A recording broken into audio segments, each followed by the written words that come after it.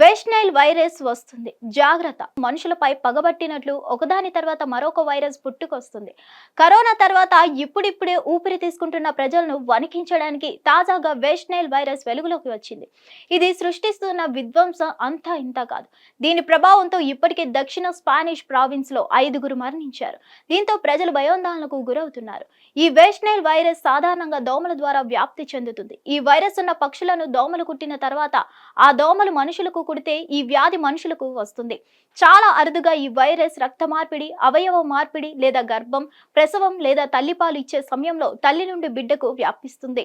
Corona లాగా ఇది నేరుగా ఒకరి నుంచి మరొకరికి వ్యాపించదు. వెస్ట్ నైల్ వైరస్ లక్షణాలు. వెస్ట్ నైల్ వైరస్ సోకిన వారందరికీ ముందుగా ఎలాంటి లక్షణాలు కనిపించవు. తర్వాత జ్వరం, తలనొప్పి, శరీర భాగాల్లో నొప్పి, కీళ్ల నొప్పులు, వాంతులు, విరోచనాలు, దద్దుర్లు, ఫ్లూ వంటి లక్షణాలు కనిపిస్తాయి. వెస్ట్ నైల్ వైరస్ వస్తుంది తీవ్రమైన సందర్భాల్లో మెదడు లేదా వెన్నుపూసలో వాపు కలుగుతుంది.